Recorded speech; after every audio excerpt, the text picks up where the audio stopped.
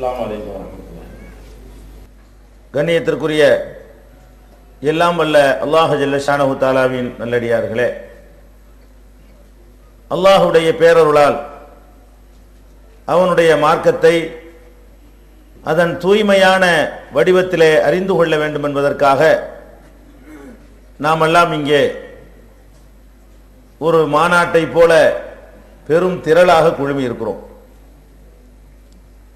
இந்த நிகழ்ச்சியிலே திருமறை குர்ஆன் ஓர் அருட்கொடை என்ற தலைப்பு எனக்கு தரப்பட்டிருக்கிறது. இந்த தலைப்பு முஸ்லிம் அல்லாத மக்கள் மத்தியிலே சென்று திருக்குர்ஆன் எப்படி அருட்கொடையாக அமைந்திருக்கிறது என்று விளக்கப்பட வேண்டிய ஒரு தலைப்பு. இந்த தலைப்பை குர்ஆனை தங்களுடைய வேதமாக ஏற்றுக்கொண்டிருக்கிற முஸ்லிம்கள் மத்தியிலே ஏன் சொல்ல வேண்டிய நிலை ஏற்பட்டிருக்கிறது என்று சொன்னால், திருமறை குர்ஆனை யார் ஏற்றுக்கொண்டிருக்கிறார்களோ அந்த சமுதாயம் அதை ஒரு அருட்கொடை என்று உணராமல் இருக்கிறது. அது ஏதோ சடங்குகள் சம்பிரதாயங்களை செய்வதற்காக கொடுக்கப்பட்ட மந்திர சொற்கள் என்றுதான் இந்த சமுதாயத்தில் உள்ளவர்கள் நினைக்கிறார்களே தவிர, அது மனித குலத்தை நல்வழிப்படுத்துவதற்காக அல்லாஹ்வால் அருளப்பட்ட ஒரு அருட்கொடை என்பதை உணராமல் இருக்கிற காரணத்தினால் முஸ்லிம்கள் மத்தியிலேயே திருக்குர்ஆன் ஒரு அருட்கொடை என்பதை சொல்ல வேண்டிய ஒரு துர்பாக்கியமான நிலைமைக்கு நாம் தள்ளப்பட்டிருக்கிறோம். திருமறை குர்ஆனை பொறுத்தவரை அல்லாஹ் ரப்பல் ஆலமீன் அவன் அளித்திருக்கிற பாக்கியங்களில் எல்லாம் மிகப்பெரிய பாக்கியமாக, மிகப்பெரிய பேராக தன்னுடைய வேதத்தை தான் உங்களுக்கு சொல்லி காட்டுகிறான். ஷஹ்ரு ரமலான் அல்லதி உன்சில பிஹில் குர்ஆன், இந்த ரமலான் மாதத்திலே ஒரு மாத காலம் நம்மை நோன்பு வைக்குமாறு அல்லாஹ் கட்டளையிட்டு இருக்கிறான். பகல் காலங்களிலே நம்முடைய ஆசைகளை அடக்கி ஒரு மாத காலம் இறைவனுக்காக நம்மை பயிற்சிக்க வேண்டும் என்று ஆணையிட்டிருக்கிறானே, இதை பற்றி திருமறை குர்ஆனில் அல்லாஹ் பேசும் பொழுது, இந்த ரமலான் மாதத்தை நீங்கள் நோன்பு நோற்பதற்காக நான் எதற்காக தேர்வு செய்திருக்கிறேன் தெரியுமா? இந்த மாதத்தில் தான் குர்ஆனை நான் உங்களுக்கு அருள துவங்கினேன். இந்த மாதத்தில் குர்ஆன் அருளப்பட்ட காரணத்தினால், அதாவது குர்ஆனுடைய வருகை துவங்கிய காரணத்தினால் இது ஒரு சிறப்பான மாதம். அதனால் நீங்கள் அதற்கு நன்றி செலுத்தும் விதமாக நோன்பு வையுங்கள் என்று அல்லாஹ் சொல்கிறான். அவன் அளித்த அருட்கொடைக்காக ஒரு மாத காலம் வருடா வருடம் நம்மை நோன்பு நோக்குமாறு கட்டளையிடுகிறானே, அதற்கு அல்லாஹ் சொல்ற காரணம் என்ன? ஷஹ்ரு ரமலான் அல்லதி உன்சில பிஹில் குர்ஆன், ரமலானுடைய மாதத்தில் தான் குர்ஆன் என்ற அந்த வேதம் உங்களுக்கு அருளப்பட்டிருக்கிறது. அது குர்ஆன் அருளப்பட்டதை கூட மொட்டை அப்படி சொல்லிட்டு அல்லாஹ் விடல. எப்படி சொல்றான்னு கேட்டா, குர்ஆன் என்ன? ஹுதல் லின்னாஸ், அது மனித குலத்திற்கு நேர்வழி காட்டக்கூடியதாக இருக்கிறது. வ பையினாத்தின் மினல் ஹுதா, அந்த நேர்வழியை தெள்ளத் தெளிவாக அனைவருக்கும் விளங்கக்கூடிய வகையிலே புரிய வைக்கக்கூடியதாக, விளக்கக்கூடியதாக அந்த குர்ஆன் அமைந்திருக்கிறது. வல் ஃபுர்கான், அசத்தியத்தையும் சத்தியத்தையும் வேறுபடுத்தி காட்டக்கூடியதாக அந்த குர்ஆன் அமைந்திருக்கிறது. இப்படி சொல்லிட்டு ஃபமன் ஷஹித மின்கும் ஷஹ்ர, எனவே யார் அந்த மாதத்தை உங்களில் அடைகிறாரோ ஃபல்யசும்ஹு, அந்த மாதத்திலே அவர் நோன்பு நோக்க வேண்டும். அப்ப இந்த நோன்பு நோக்கிறதுக்கு சொல்றதுக்கு தான் அல்லாஹ் இந்த பீடிகை போடுறான். நோன்பு வைன்னு முட்டையா சொல்லாம நோன்பு வைக்கிற மாசத்தை சொல்லி, இந்த மாசத்துல ஏன் நோன்பு வைக்கணும் தெரியுமா? இதெல்லாம் குர்ஆன் அருள்னு சொல்லி, குர்ஆன் அருளினால் ஏன் நோன்பு வைக்கணும் என்று சொன்னா, அதுலதான் உங்களுக்கு நேர்வழி இருக்கிறது, மனித குலத்திற்கு நேர்வழி இருக்கிறது. அது தெளிவாக வேற உங்களுக்கு சொல்லப்பட்டிருக்கிறது. சத்தியத்தையும் அசத்தியத்தையும் பிரித்து காட்டக்கூடியதாகவும் இருக்கிறது. எனவே நோன்பு வையுங்கள் என்று அல்லாஹ் சொல்றான். அப்ப இந்த திருமறை குர்ஆன் என்ற வேதம் அருளப்பட்டதனால்தான் வருடா வருடம் நாம் நோன்பு நோக்க கடமைப்பட்டிருக்கிறோம் என்று அல்லாஹ் சொல்கிறான் என்றால், இது எவ்வளவு பெரிய பாக்கியமாக அல்லாஹ் நமக்கு சொல்லி காட்டுகிறான். நமக்கு தந்திருக்கிற பணங்காசுகளை விட, பதவிகளை விட, சொத்து சுகங்களை விட, இந்த உலகத்திலே நாம் அனுபவித்திருக்கின்ற இன்ன பிற வசதி வாய்ப்புகளை விட நான் கொடுத்திருக்கிற இந்த திருமறை குர்ஆன் தான் மிகப்பெரிய பாக்கியம். அதுக்காகத்தான் நீங்கள் நன்றி செலுத்த வேண்டும், வருஷா வருஷம் நன்றி செலுத்த வேண்டும் என்று அல்லாஹ் திருமறையில அற்புதமாக சொல்லி காட்டுகிறான். அது மாத்திரமில்லை, இந்த குர்ஆன் என்றைக்கு அருளப்பட துவங்கியதோ அந்த ஒரு இரவை 1000 மாதங்களை விட சிறந்தது அல்லாஹ் சொல்கிறான். இந்த ஒரு நாள் எல்லா நாளும் ஒரே நாள் தான். லைலத்துல் கத்ர் என்று சொல்லப்படக்கூடிய திருமறை குர்ஆன் அருளப்பட்ட நாளை எடுத்துக்கொண்டாலும் மற்ற நாட்களை எடுத்துக்கொண்டாலும் அதே 24 மணி நேரங்கள் தான். எந்த விதமான வேறுபாடை நீங்கள் பார்க்க முடியாது. ஆனால் அல்லாஹ் என்ன சொல்றான்? இன்னா அன்ஸல்நாஹு ஃபீ லைலத்துல் கத்ர், மகத்துவமிக்க அந்த இரவிலே இந்த குர்ஆனை நாம் இறக்கினோம். இந்த குர்ஆனை இறக்கிய அந்த இரவு கைரும் மின் அல்ஃபி ஷஹர், 1000 நாட்களை விட அல்ல, 1000 மாதங்களை விட சிறந்தது. அப்ப அல்லாஹ் இந்த குர்ஆனை ஒரு நாள்ல இறக்குறான். அதை இறக்கிற காரணத்திற்காக அந்த ஒரு நாளைக்கு 1000 மாதத்தை விட சிறந்த ஒரு தகுதியை வழங்குகிறான் என்று சொன்னால், அல்லாஹ்வுடைய பார்வையில் எடுத்துக்கொண்டால் இதான் பெரிய அருள்கொடை. நமக்கு வேண்டால் வேற ஒரு விஷயங்கள் பெரிய அருள்கொடையாக தெரியலாம். அல்லாஹ்வுடைய பார்வையில் எடுத்துக்கொண்டீர்களேயானால் அவன் வழங்கி இருக்கிற திருக்குர்ஆன் தான் அவன் உங்களுக்கு தந்திருக்கிற அருள்கொடைகள் எல்லாம் மிகப்பெரிய அருள்கொடை என்பது இந்த 2 விஷயங்களை பார்த்து நீங்கள் தெரிந்து கொள்ளலாம். இந்த எப்படி இது அருள்கொடையாக இருக்கிறது, திருமறை குர்ஆன் எப்படி அருள்கொடையாக இருக்கிறது என்று சொன்னால், ஹுதல் லின்னாஸ், அது எப்படி அருள்கொடைன்னு பாருங்க. அது மனித குலத்திற்கு வழிகாட்டுகிறது. எப்படிப்பட்ட மனிதர்களுக்கு வழிகாட்டுகிறது? நாமெல்லாம் ஒரு நாகரிகம் அடைந்த சமுதாயத்தில் வாழ்கிறோம். இந்த திருமறை குர்ஆன் அருளப்பட்ட காலம் இருக்கிறது, அந்த காலத்தில் வாழ்ந்தவர்களுக்கு என்ன பேர் என்று கேட்டா ஐயாமுல் ஜாஹிலியான்னு அந்த காலத்தை வரலாறு சொல்லுது. அறியாம காலம், அறியாமை காலம் என்று சொல்லப்பட்ட ஒரு சமுதாயத்தில், நல்லது கெட்டதை தெளிவாக பிரித்து அறியாத ஒரு சமுதாயத்தில், எந்த விதமான அரசியலோ நாகரிகமோ தெரியாத ஒரு சமுதாயத்தில், காட்டு மிராண்டிகளை போல வாழ்ந்து கொண்டிருந்த ஒரு சமுதாயத்தில், எழுத படிக்க தெரியாத அறிவினர்களை கொண்ட ஒரு சமுதாயத்தில், இந்த வேதத்தை அல்லாஹ் அருளிய மாத்திரத்திலேயே அவர்கள் பெயரை கேட்டாலே ரலியல்லாஹு அன்ஹு என்று சொல்கிற அளவுக்கு அல்லாஹ் அப்படி புரட்டி போட்டிருக்கிறான்.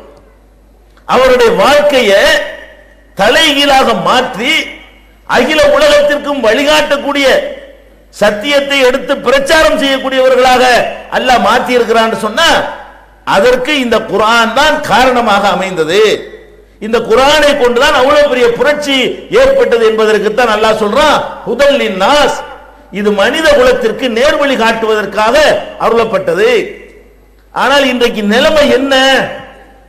இவ்வளவு பெருசா அல்லாஹ் சொல்லி காட்டுறானே, இவ்வளவு பெரிய பாக்கியம் என்று சொல்லுகிறானே, இதனாலதான் நோன்பை கடமையாக்கி இருக்கிறேன் சொல்றானே, இந்த குர்ஆன் அருளியதற்காகத்தான் இந்த ஒரு நாள் 1000 மாதங்களை விட சிறந்தது என்று அல்லாஹ் சிலாகித்து பேசுகிறானே, அந்த குர்ஆன்ல என்ன இருக்கிறது, அது என்ன சொல்கிறது, அது எப்படி நமக்கு அருளாக இருக்கிறது, இதில் நாம் கவனம் செலுத்தினோமா? இல்லை. நம்ம எதற்கு மாத்திரம் அந்த குர்ஆனை பயன்படுத்தி கொண்டிருக்கிறோம்?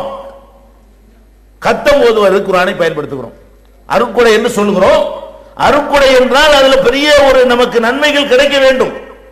நம்முடைய நிலை எப்படி இருக்கிறது சொன்னால், யாராவது இறந்து போய்விட்டார்கள் என்று சொன்னால் அவர்களுக்காக குர்ஆனை ஓதுவோம்.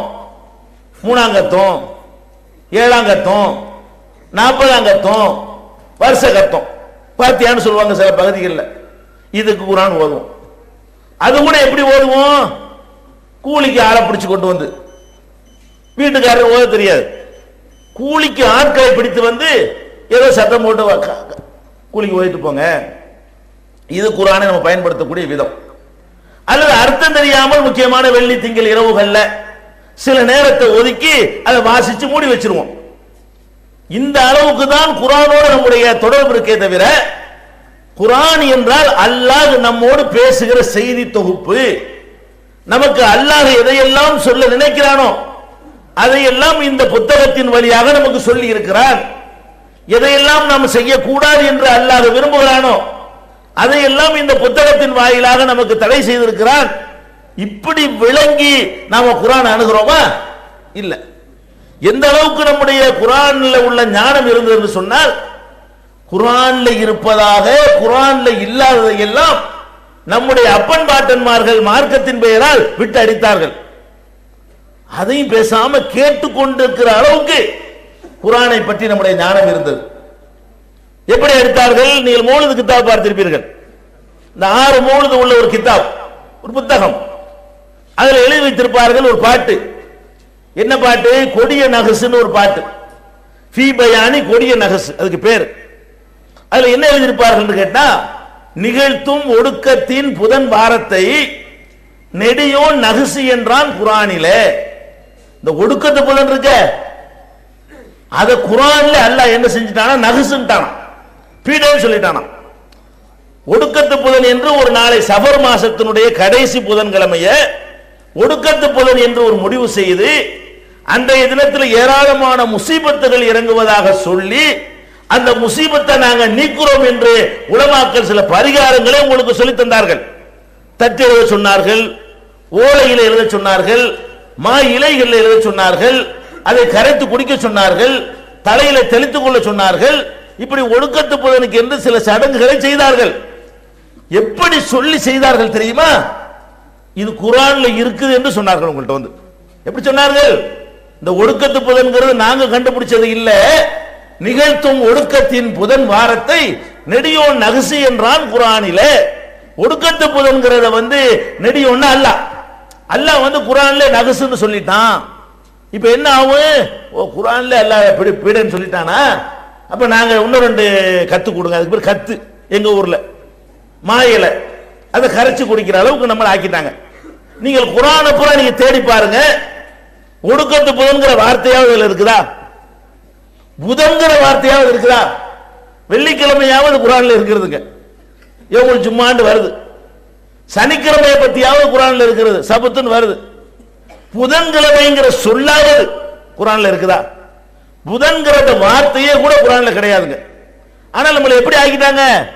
அல்லாஹ்வுடைய பெரிய அருட்கொடையாக தந்திருக்கிற இந்த திருமறை குர்ஆன ஒரு மூட நம்பிக்கைக்கு ஒரு வக்காலத்து வாங்கக்கூடிய புத்தகமாக சொல்லி தங்களுடைய வயிற்று பிழைப்புக்கு அதை காரணமாக பயன்படுத்துகிற அளவுக்கு தான் குர்ஆனோடு நம்முடைய தொடர்புகளை ஏற்படுத்தி வைத்திருக்கிறார்கள். இதையெல்லாம் நீங்கள் பார்த்துவிடக் கூடாது. குர்ஆனுடைய அருட்கொடையை நீங்கள் பெற்றுக்கொள்ள ஆரம்பித்து விட்டீர்களேயானால் அவர்களுடைய புரோகிதம் அடிபட்டு போய்விடும், அவருடைய வயிற்று பிழைப்புக்கு பாதிப்பு ஏற்படுத்திவிடும். அவர்கள் உருவாக்கி வைத்திருக்கிற அந்த கௌரவம், மரியாதை, அந்தஸ்து இதெல்லாம் தரைமட்டமாகிவிடும் என்று அஞ்சி அவர்கள் குர்ஆனின் பக்கம் நீங்கள் நெருங்க கூடாது என்பதில் மிகுந்த ஜாக்கிரதையாக இருந்தார்கள். யாரு? உலமாக்கள், மார்க்க அறிஞர்கள் என்ன செய்வாங்கன்னு கேட்டா, குர்ஆனோடு உங்களுக்கு தொடர்பு ஏற்படக்கூடாது, மதிக்கணும், ஆனா தொடர்பு ஏற்படக்கூடாது. குர்ஆனை பட்டு துணியில சுத்தணும், அதை புரிஞ்சுக்க கூடாது. குர்ஆனை ஓரமான இடத்துல வைக்கணும், அது என்ன சொல்லுதுன்னு அறிஞ்சிக்கிற கூடாது என்பதில் உலமாக்கள் எல்லாம், மார்க்க அறிஞர்கள் எல்லாம், எல்லா இயக்கத்தை சேர்ந்தவர்களும் இப்படி ஒரு கூடுதல் கவனம் செலுத்தி கொண்டிருக்கிற காட்சி நீங்கள் பார்க்கிறீர்கள். திருக்குர்ஆன் தமிழாக்கம் பி ஜெய்னுலாபிதீன் வெளிவந்து விட்டது 8வது பதிப்பு. அனைவருக்கும் புரியும் எளிய நடை, தேவைப்படும் வசனங்களுக்கு தெளிவான விளக்கங்கள், கலை சொற்களின் விளக்கங்கள், திருக்குர்ஆன் எவ்வாறு அருளப்பட்டது, எவ்வாறு தொகுக்கப்பட்டது என்பது குறித்து முழுமையான விளக்கம், நபிகள் நாயகம் ஸல்லல்லாஹு அலைஹி வஸல்லம் காலம் முதல் இன்று வரை குர்ஆன் பாதுகாக்கப்பட்ட வரலாறு, திருக்குர்ஆன் இறைவனின் வார்த்தைகள் என்பதற்கான அடுக்கடுக்கான ஆதாரங்கள், முந்தைய பதிப்புகளை விட மெருகூட்டப்பட்ட செய்திகள், கூடுதலான பக்கங்கள், அழகிய வடிவமைப்பு, உயர்தரமான பைண்டிங், விலை ரூபாய் 300 மட்டுமே. வெளியீடு மூன் பப்ளிகேஷன், நம்பர் 83/3, முதல் மாடி, மூர்தரு, மண்ணடி, சென்னை 1. போன் 65690810. குர்ஆனை ஓரமான இடத்துல வைக்கணும், அது என்ன சொல்லுதுன்னு அறிஞ்சிக்கிற கூடாது என்பதில் உலமாக்கள் எல்லாம், மார்க்க அறிஞர்கள் எல்லாம், எல்லா இயக்கத்தை சேர்ந்தவர்களும் இப்படி ஒரு கூடுதல் கவனம் செலுத்தி கொண்டிருக்கிற காட்சி நீங்கள் பார்க்கிறீர்கள். குர்ஆன் என்ற அந்த அருட்கொடையை நீங்கள் அனுபவித்து விடக் கூடாது. அது என்ன அருட்கொடை அப்படின்னு கேட்கிறீங்களா? இந்த உலகத்துல ஒரு மனிதனுக்கு அல்லாஹ் கொடுத்த கிஃப்ட் என்னங்க? பகுத்தறிவு. இது மற்ற ஜீவன்களுக்கு இல்லாம அல்லாஹ் நமக்கு மாத்திரம் தந்திருக்கிறான். இந்த பகுத்தறிவு கொடுக்கப்பட்ட மனிதன் எந்த மதத்தை சார்ந்தவனாக இருந்தாலும் பல சமயங்களில் இந்த பகுத்தறிவை அவனை கீழே போட்டு மிதிக்கிறான். பகுத்தறிவு உள்ள ஒருவன் ஆக கீழ்நிலை அல்லாஹ் சொல்லி காட்டுறான்ல, லஹும் குலூபுன் லா யஃப்கஹூன பிஹா, அவர்களுக்கு உள்ளங்கள் இருக்கும், அதை கொண்டு விளங்கிக் கொள்ள மாட்டேன் என்கிறார்கள். வலஹும் ஆயுனுன் லா யுப்சிரூன பிஹா, அவர்களுக்கு கண்கள் இருக்கின்றன, பார்க்க மாட்டேன் என்கிறார்கள். வலஹும் ஆதானுன் லா யஸ்மஊன பிஹா, அவர்களுக்கு செவிப்புலன்கள் இருக்கும், கேட்க மாட்டேன் என்கிறார்கள். உலாயிக்க கல் அன்னாம், இவர்கள் கால்நடைகளை போன்றவர்கள், இல்லை இல்லை பல்ஹும் அலல்லு, அதைவிடவும் கேடு கெட்டவர்கள் என்று அல்லாஹ் திருமறையில் சொல்லி காட்டுகிறானே, அந்த நிலைக்கு மனிதர்கள் சென்று கொண்டிருக்கிறார்களா இல்லையா? குர்ஆன் எப்படி அருள்னு பாருங்க. அல்லாஹ் பகுத்தறிவை கொடுத்திருக்கிறான். இந்த பகுத்தறிவை கொண்டு எவ்வளவோ நல்ல விஷயங்களை மனிதன் தெரிந்து கொள்ள முடியும். இந்த மனிதன் எப்படி இருக்கிறான் என்று பார்த்தால் அவ்வளவு பெரிய பகுத்தறிவு என்ற அந்த பாக்கியத்தை விளங்காதவனாக மூட நம்பிக்கையில மூழ்கி கிடக்கிறவனாக இருக்கிற காட்சியை பார்க்கிறோம். பெரிய பண்டிதர், பெரிய சட்ட தரணி, சட்ட நிபுணர், பெரிய ஆராய்ச்சியாளர், பெரிய விஞ்ஞானி, இவர் படிக்காத படிப்பே இல்லை என்றெல்லாம் சொல்லப்படக்கூடிய பலரை நீங்கள் பார்க்கிறீர்கள். இவர்கள் எப்படி இருக்கிறார்கள்? அவர்களே உருவாக்கி கொண்ட ஒரு கல்லுக்கு முன்னாடி போய் கும்பிடுகிறார்கள். அவர்கள் தான் அந்த கல்லை, யார் இதெல்லாம்? படிக்காத கை நாட்டு பேர்வழி அல்ல, படித்தவர்கள், ஆராய்ச்சியாளர்கள், சிந்தனையாளர்கள். இவர் என்ன செய்கிறார்கள்? அவர்களே ஒரு கல்லை செதுக்குகிறார்கள், அவர்களே அதுக்கு உருவம் கொடுக்கிறார்கள், அவர்கள் அதற்கு முன்னாடி போய் கும்பிடுகிறார்கள். அப்படி சொல்லக்கூடிய நேரத்தில் உங்களுடைய பகுத்தறிவை காக்கிற கேடயமாக இந்த குர்ஆன் வந்து நிக்குதா இல்லையா? எவனுக்கு குர்ஆன் சொல்லக்கூடிய போதனை உள்ளத்தில் நுழைந்து விடுகிறதோ அவன் ஒரு காலம் அவன் உருவாக்கி கொண்ட கற்களுக்கு முன்னால் பணிவானா, கும்பிடுவானா? பெரிய பெரிய பண்டிதர்களுக்கு கிடைக்காத ஞானம் இஸ்லாம் என்ற இந்த லா இலாஹ இல்லல்லாஹ் என்ற தத்துவத்தை ஏற்று குர்ஆன் சொல்கிற இந்த போதனை ஏற்றுக்கொண்ட ஒரு சராசரி முஸ்லிம் கிடைத்திருக்கிறதா இல்லையா? இந்த அருக்குடை தானங்க இது. குர்ஆன் என்ற இந்த வேதம் வந்திருக்காவிட்டால் உங்கள் நிலை என்னவா இருந்திருக்கும் யோசிச்சு பாருங்கள். குர்ஆன் என்ற ஒன்று நமக்கு கிடைத்திருக்காவிட்டால் நீங்க ஒரு கல்லை வணங்கி இருப்பீங்க, நீங்க ஒரு மண்ணை வணங்கி இருப்பீங்க, நீங்க ஒரு கழுதையை வணங்கி இருப்பீங்க, நீங்க ஒரு சூரியனை சந்திரனை வணங்கக்கூடியவர்களாக இருந்திருப்பீர்கள். அப்ப முதல் விஷயம் என்ன என்று கேட்டால், ஒவ்வொரு மனிதனும் எதிலே சிறந்து விளங்குகிறானோ அந்த பகுத்தறிவை பாதுகாக்கக்கூடியதாக ஒரு சித்தாந்தம் உலகத்தில் வேண்டும். அந்த சித்தாந்தம் குர்ஆனில் மாத்திரம்தான் கிடைக்குமே தவிர வேறு எந்த சித்தாந்தத்திற்கு போனவர்களாக இருந்தாலும் அவர்கள் தங்கள் பகுத்தறிவை அடமானம் வைப்பார்கள், பகுத்தறிவை இழந்து விடுவார்கள். இன்னும் சொல்ல போனா மதமே எங்களுக்கு வேண்டாம், நாங்கள் பகுத்தறிவு தான் எங்களுக்கு வேண்டும் என்று போனார்களே அவங்களுக்கு கூட பகுத்தறிவை காப்பாற்றிக்க முடியல. இஸ்லாம் காப்பாற்றி கொடுக்கிறது. யார் அது? பகுத்தறிவாளர்கள் என்று பெயர் சுட்டி கொண்டு நாங்கள் கல்லை வணங்க மாட்டோம். கல்லுக்கு விளங்குமா? தேங்காய் பழத்தை கொண்டே கொடுக்கிறீங்களா, கல்லு சாப்பிடுமா, கல்லு பதில் தருமா என்றெல்லாம் கேள்வி கேட்ட பகுத்தறிவாளர்கள் வேற ஒரு கல்லை செஞ்சு அதுக்கு மாலை போடுறாங்க. அவங்களுடைய தலைவர் இருக்காருல்ல, இறந்து போன ஒருத்தர், அவரை சிலையா செய்து அவர் கொண்டு மாலையை போடுறாங்க. என்ன அர்த்தம்? இவ்வளவு பெரிய அறிவு உள்ள ஒருத்தனுக்கு இந்த மாலையை கொண்டு இந்த கல்லுக்கு போடுறமே இது விளங்குமா? இன்னாரு மாலை போடுற வர்றான்னு விளங்கிடுவாரா? விளங்கி நமக்கு ஏதாவது நன்மை செய்வாரா? இது விளங்குனுச்சா? இது நீங்க நான்லாம் செய்யறது இல்லை. இதுக்கு என்ன காரணம்? இது நீங்க செய்யறது இல்லை, நான் செய்யறது இல்லை, ஒரு இஸ்லாமிய வட்டத்திற்குள் நுழைந்த ஒரு சராசரி முஸ்லிம் செய்வதில்லை. பல்கலைக்கழகத்தில் படித்தவன் இதை செய்கிறான், படிக்காத ஒரு முஸ்லிம் செய்வதில்லை. இந்த ஒரு கண்ணியத்தை உங்களுக்கு தந்தது எது? குர்ஆன். அல்லாஹ்வுடைய இந்த திருமறை குர்ஆனுடைய இந்த சாரம் உங்களை அறியாமலேயே உங்களுடைய உள்ளத்தில் அடிமனதிலே பதிந்திருக்கிற காரணத்தினால் நாம் அதுல கரெக்டா இருக்கிறோம். இந்த விஷயத்தில் வந்து அல்லாஹ் எவ்வளவு பெரிய அருள் செய்திருக்கிறான்னு பாருங்க. அதே மாதிரி என்ன பண்றோம்? ஒரு மனிதன் தன்னுடைய சுயமரியாதை எல்லா நேரத்திலும் அது அருட்கொடை. அல்லாஹ் கொடுத்திருக்க அறிவு எப்படி அருட்கொடையாக இருக்கிறதோ ஒரு மனிதனுக்கு அவனுடைய சுயமரியாதை கௌரவம் இருக்குல்ல, அது ஒரு பெரிய அருட்கொடை. மனிதர்கள் நீங்க பாக்குறீங்க, ஒரு வசதி உள்ளவன் இருப்பான், ஒரு ஏழை இருப்பான். வசதி உள்ளவனால் ஏழை வந்து நசுக்கப்படுவான், ஏழை வந்து வசதி உள்ளவனுக்கு முன்னால் கை கட்டி வாய் பொத்தி அடிமையாக நிற்பான். தேவைப்பட்டால் காரியத்தை சாதிக்க வேண்டிய நிலைமை வந்தால் காலில் விழுந்து கூட கும்பிடுவான். ஒருவன் தலைவனாக இருப்பான், ஒருத்தன் தொண்டனாக இருப்பான். தொண்டனாக இருக்கக்கூடியவன் தலைவனை திருப்திப்படுத்துவதற்காக, அவனிடமிருந்து ஒரு காரியத்தை சாதித்துக் கொள்வதற்காக அவன் காலில் போய் கும்பிடுவான். ஒருத்தன் ஆன்மீக குருவாக இருப்பான், இன்னொருத்த சீடனாக இருப்பான்.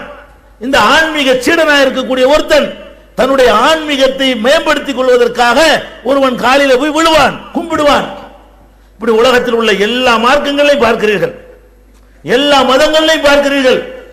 தன்னை போலவே மலை ஜலத்தை சுமந்து கொண்டிருக்கக்கூடிய ஒருத்தனை, தன்னை போலவே சாப்பிடக்கூடிய ஒருத்தனை, தன்னை போலவே தூங்கக்கூடிய ஒருத்தனை, தன்னை போலவே புள்ள குட்டிகளை பெற்றிருக்கக்கூடிய ஒருத்தனை, தன்னை போலவே எல்லா விதமான பலவீனங்களும் உள்ள ஒரு மனிதனை, இன்னும் சொல்ல போனால் பல விஷயங்களில் நம்மளை விட மட்டமா இருப்பான். அவன் யாரு?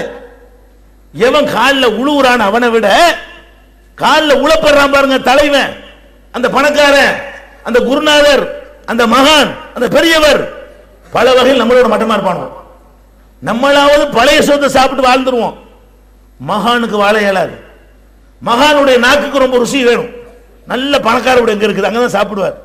ஏழைப்பாள சாப்பாடுலாம் சாப்பிட மாட்டார். நம்ம கட்டுப்படுத்துற அளவு கூட நாவை அவர் கட்டுப்படுத்த இயலாது. நம்ம வெறும்பாயில படுப்போம். இந்த மகான் ஷேகு பெரியாருங்கிறாங்களே, இவங்களுக்கு எல்லாம் வெறும்பாயில தூக்கம் வராது. 1.5 முழத்துக்கு குஷன் போட்டாதான் தூக்கம் வரும். அப்படி இருக்கிறார்கள். இப்ப நம்மளை விட நமக்கு சமமா இருப்பார்கள், சில நேரங்களில் நம்மளை விட மட்டமா கூட இருப்பார்கள். இப்படிப்பட்டவன் காலில் போய் நம்ம விழுவுறமே, இதுல இருந்து மனிதனை காப்பாற்றணுமா இல்லையா? எது காப்பாற்றும்? திருமறை குர்ஆன் தான் காப்பாத்துருச்சு. யார் திருமறை குர்ஆனுடைய சாரத்தை ஒழுங்காக அதை உள்ளத்தில் ஏற்றி வைத்திருக்கிறார்களோ, ஒரு காலமும் தன்னை போன்ற ஒரு மனிதனுக்கு முன்னால் அவர்களுடைய தலை தாழாது. எவன் குர்ஆனுடைய போதனை தெரியாம, அது அருட்கொடைங்கிறத விளங்காம, அல்லாஹ் நம்மோட பேசுகிறான் என்ற அடிப்படையில் பார்க்காம, ஒரு சடங்கு சம்பிரதாயத்தினுடைய தொகுப்பு என்று கருதுகிறானோ, அவன் வேண்டுமானால் இஸ்லாத்தில் இருந்து கொண்டு எவங்காலையாவது விழுவான். குர்ஆன் ஆதியிலிருந்து அந்த வரைக்கும் அதனுடைய அர்த்தத்தோட வாசித்த எந்த ஒரு முஸ்லிமும் எந்த ஒரு கட்டத்திலையும் எந்த ஒரு மனுஷனுடைய காலிலும் விழமாட்டான். அப்படி நிமிர்ந்து நிற்பான், தலை நிமிர்ந்து நிற்பான். உயர்ந்த கிரீடமாக அல்லாஹ் தந்திருக்கிற இந்த பகுத்தறிவை ஒருத்தன் காலில் போட்டு மிதிக்கிறதுக்கு ஒரு காலம் இடம் தர மாட்டான். இப்படி ஒரு சமுதாயத்தை இந்த இஸ்லாம் உருவாக்கினதா இல்லையா? குர்ஆன் உருவாக்கினதா இல்லையா? இன்றைக்கு இருக்கிறமே முஸ்லிம் என்ற பெயர்ல நம்மள சில பேர் சில பெரியார் மகான் காலில் விழுவுறான். ஒழுங்கான இஸ்லாத்தை கடைபிடிக்கிற யாராவது விழுவோமா? இல்ல, விழுவ மாட்டோம். அப்ப நம்ம சிந்திச்சு பார்க்க வேண்டியிருக்கிறது, குர்ஆன் என்ற இந்த ஒரு அருட்கொடையின் காரணத்தினால்தான் நம்முடைய சுயமரியாதையை நம்ம காப்பாற்றிக் கொண்டிருக்கிறோம். இந்த உலகத்தில் தீர்க்க முடியாத பிரச்சனை என்று சில பிரச்சனைகளை வைத்திருக்கிறார்கள். மேலை நாடுகளில் கூட தீர்க்க முடியல. அது என்னது? மனிதனுக்கு மத்தியில் உள்ள ஏற்றத்தாழ்வு, பிறப்பின் அடிப்படையில் கற்பிக்கப்படுகிற ஏற்றத்தாழ்வு. ஒருத்தன் கருப்பேங்கிறான், ஒருத்தன் வெள்ளையேங்கிறான். இது மாத்தி அமைக்க இயலுமா? கருப்பன் கருப்பனா தான் இருப்பான், வெள்ளையன் வெள்ளையனா தான் இருப்பான். இப்படி மாற்ற முடியாத பிறப்பில் வரக்கூடிய இந்த காரணத்தை வைத்துக் கொண்டு வெள்ளையா இருக்கிறவன் சிறந்தவன், கருப்பா இருக்கிறவன் தாழ்ந்தவன். இது காட்டு மிராண்டி காலத்தில் நடக்கல, இப்ப நடக்குது. இந்த நூற்றாண்டு நடக்கிறது, ஐரோப்பிய நாடுகளில் நடக்கிறது. வெள்ளையனுக்கு தனி பள்ளிக்கூடம், கருப்பனுக்கு தனி பள்ளிக்கூடம். வெள்ளையனுக்கு தனி ஹோட்டல், கருப்பனுக்கு தனி ஹோட்டல். வெள்ளையனுக்கு தனி பேருந்துகள், கருப்பனுக்கு தனி பேருந்துகள். வெள்ளை போலீஸ் நாய்கள் கருப்பர்களை நாய்களை விட்டு கடிக்க விட்ட காட்சியெல்லாம் டிவியில் காட்டுவான். அவன் கருப்பா இருக்கிற காரணத்துக்காக வேண்டி அவனை பிடித்துக்கிட்டு போய் நாய்களை விட்டு கடிக்க விட்ட காட்சிகளை எல்லாம் நம்ம கண்ணால பார்த்தோம். எப்ப பார்க்கிறோம்? இந்த 20ஆம் நூற்றாண்டுல பார்க்கிறோம். அப்ப நிறத்தின் அடிப்படையில் ஒருத்தன் வசந்த வாங்குறான், ஒருத்தன் தாழ்ந்து வாங்குறான். இந்தியாவில் நீங்கள் பார்த்தீர்களேயானால், தமிழகத்திலே பார்த்தீர்களேயானால் இந்த கொடுமையை தலைவிரிச்சாடுறதை பார்க்கலாம். இலங்கையில் இருக்கிறான் எனக்கு தெரியவில்லை. அங்க என்ன இருக்கும்? ஒரு தேநீர் நிலையம் இருக்கும். 2 பேர் டீ கேட்டு வருவான். அவனுக்கு கண்ணாடி கோலையில ஊத்தி நல்லா சீனிலாம் போட்டு முதலாளி கையில கொடுப்பார் டீ எடுத்து. அவன் அதே காசை கொடுப்பான். அவனுக்கு டீ எப்படி கொடுப்பாங்க தெரியுமா? சிரட்டர்களை கொட்டாங்கச்சி, சிரட்டாமாங்கல்ல, அந்த கொட்டாங்கச்சி அங்க கவுத்தி வைக்கப்பட்டிருக்கும். அதை எடுத்து அவன் நீட்டணும். அவர் டீயை ஊத்துவார்.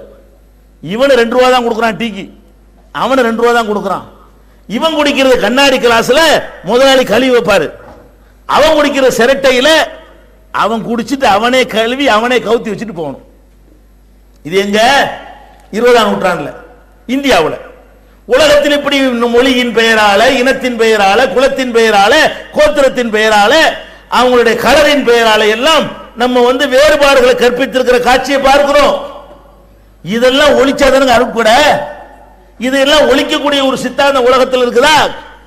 தேடி பார்த்தோம்னா இஸ்லாத்தை தவிர ஒன்றும் கிடையாது. இன்னைக்கு கண் முன்னாடி பார்க்கிறோம். பள்ளி வாசல்ல ஒரு வெள்ளைக்காரனும் ஒரு கருப்பனும் முன்னாடி இஸ்லாத்தை தழுவுகிறான். அடுத்த வினாடி 2 பேரும் ஒண்ணா நிற்பார்கள். கருப்பன் கொஞ்சம் முந்தி வந்து விட்டால் அவன் முதல் சபையில நிற்பான். வெள்ளைக்காரன் 10 நிமிஷம் லேட்டா வந்தா அவன் அடுத்த சபையில நிற்க முடியும். இப்படி எல்லா வகையிலையும் சமநிலையில் நிறுத்தக்கூடிய ஒரு சித்தாந்தம் உலகத்துக்கு தேவையா இல்லையா? அதை செஞ்சது இஸ்லாம் தான், குர்ஆன் தான். அப்ப குர்ஆன் எப்படி அருட்படை நினைக்கணும்னு கேட்டா, என்னென்னவெல்லாம் இந்த உலகத்தில் தீர்க்க முடியல நினைக்கிறார்களோ அதையெல்லாம் தீர்க்கக்கூடியதாக, செயல் திட்டத்தை கொண்டதாக, நடைமுறைப்படுத்தி காட்டக்கூடியதாக, வரட்டு தத்துவமாக வெறுமனே போதனை செய்துவிட்டு ஒதுங்காத ஒரு வாழ்க்கை நெறியாக திருமறை குர்ஆன் அமைந்திருப்பதை நீங்கள் பார்க்கிறீர்கள். அதே மாதிரி இன்றைக்கு உலகத்தில் மதத்தின் பெயரால் தான் மக்களை ஈஸியா சுரண்ட முடியும். உலகத்தில் பார்த்தா வியாபாரத்தின் மூலம் சுரண்டுவதை விட, இன்ன பிற தொழில்களின் மூலம் மக்களை ஏமாற்றுவதை விட, மதத்தை சொன்னீங்கன்னு வைங்க நிறைய பணம் அடிக்கலாம். அந்த மாதிரி முஸ்லிம்களே சில பேர் கிளம்பி இருக்கிறார்கள், மதத்தை சொல்லி மக்களை ஏமாற்றி வயிறு பிழைப்பதற்காக. அப்ப கடவுளுக்கும் மனுஷனுக்கு மத்தியில் நின்று கொண்டு உனக்கு கடவுளை நெருங்க இயலாது, எங்க மூலமா தான் நெருங்கணும், எங்க வழியா தான் கடவுளை தொடர்பு கொள்ளணும், எங்க மூலமா தான் கடவுள்கிட்ட கேட்கணும் என்று புரோக்கர் மாதிரி நின்று கொண்டு நம்முடைய மானத்தையும் மரியாதையும் அவர்கள் எடுத்துக்கொள்வதோடு நம்முடைய காசு பணத்தையும் பிடுங்கிக் கொள்கிறார்களா இல்லையா? கண்ணால பார்த்து கொண்டிருக்கிறோம். இந்த மத குருமார்கள் என்று சொல்லக்கூடிய உள்ளத்துல நகைகளை கொண்டே கொட்டுறான், காணிக்கைகளை கொண்டே கொட்டுறான். இப்படி சுரண்டல். எதுல கல்யாண நாள் காசு, கருமாதி நாள் காசு, நல்லது கெட்டது நாள் காசு. நம்ம குழந்தைக்கு நம்ம பேர் வைக்க முடியாது. எனக்கு 25 ரூபா கொடுத்தா தான் பேர் வைக்குவேங்கிறான். நம்ம பெத்த பிள்ளைக்கு நம்ம பேர் வைக்க முடியுதா? நம்ம சுன்னத்து பண்ண முடியுதா? நம்மள கல்யாணம் பண்ணிக்கிற முடியுதா? எல்லாத்திலையும் இந்த மத குருமார்கள் சொல்லக்கூடியவர்கள் நுழைந்து புரோகிதத்தை, ஒரு தொழிலை உண்டாக்கி வைத்திருக்கிற காட்சியை நீங்க பாக்குறீங்க. இஸ்லாம் தான் அதையும் உடைக்குது, குர்ஆன் தான் அதையும் உடைக்குது. நபிகள் நாயகம் ஸல்லல்லாஹு அலைஹி வஸல்லம் அவர்களுக்கு அருளப்பட்ட திருமறையில ஒரு குழந்தைக்கு பேர் வைக்கிற சம்பவத்தை அல்லாஹ் சொல்லி காட்டுறான். உதாரணத்துக்கு சொல்றேன், ஒரு குழந்தைக்கு பேர் வைக்கிறது எப்படி வைக்கலாம், அது என்ன மாதிரி நடக்கணும். மரியம் அலைஹிஸ்ஸலாம் அவங்க பிறந்த உடனே அவங்க அம்மா பேர் வைக்கிறாங்க, அத்தா பேர் வைக்கல.